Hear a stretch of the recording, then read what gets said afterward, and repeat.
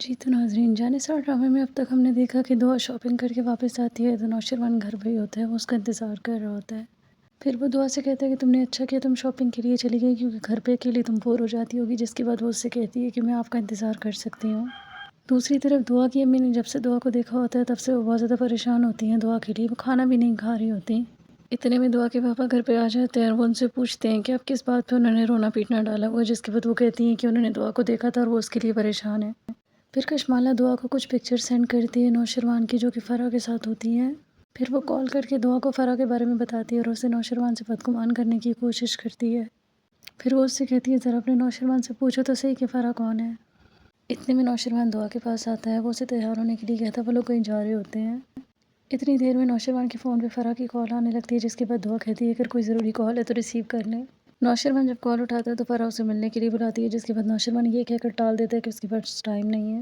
پھر اگلے دن نوشروان آفس سے چھٹی لے لیتا ہے اور وہ پورا دن دعا کے ساتھ گزارتا ہے۔ پھر وہ دعا سے اپنے ساتھ آؤٹ آف کنٹری چلنے کے لیے کہتا ہے، کیونکہ اسے بزنس کی وجہ سے جانا ہوتا ہے۔ اتنے میں فرح پھر سے نوشروان کو کال کرتی ہے اور کال کر کے اسے ملنے کے لیے کہتی ہے، جس کے بعد نوشروان اس سے یہی کہتا ہے کہ اس کے پاس کوئی ٹائم نہیں ہے۔ پھر فرح اپنی بیماری کا بہانہ بناتی ہے اور نوشروان سے کہتی ہے کہ وہ بہت زیادہ بیمار ہے، اگر وہ نہیں آئے گا تو اسے کچھ ہو جائے گا۔ پھر نوشروان دعا سے جلدی آنے کا کہہ کر چلا جاتا ہے۔ پھر نوشروان جیسے ہی فرح کے پاس جاتا ہے تو وہ اس کو بتاتی ہے کہ وہ بہت زیادہ بیمار ہے اور اسے بتاتی ہے کہ وہ ہارٹ پیشنٹ ہے، جس کے بعد نوشروان اس سے پوچھتا ہے کہ یہ سب کب سے ہے؟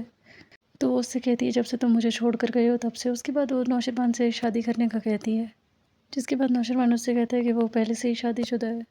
پھر یہاں پہ دعا کو پھر سے کشمالہ کال کرتی ہے اور کال کر کے وہ اسے نوشروان کے بارے میں بتاتی ہے کہ وہ فرح کے پاس گیا ہے۔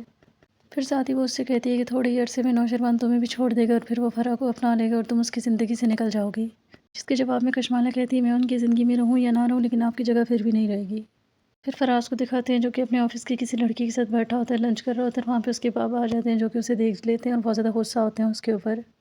پھر نوشروان فرح سے کہتا ہے کہ جو کچھ بھی ہوا ہے اس میں صرف اور صرف فرح کی غلطی ہے، اس نے فرح کو سب سچ بتایا تھا، لیکن اس کے باوجود وہ اسے چھوڑ کر چلی گئی تھی اور اب اس کی زندگی میں دعا ہے جس کے ساتھ وہ بہت زیادہ خوش ہے، اس لیے وہ فرح سے کہتا ہے کہ وہ اس کا پیچھا چھوڑ دے۔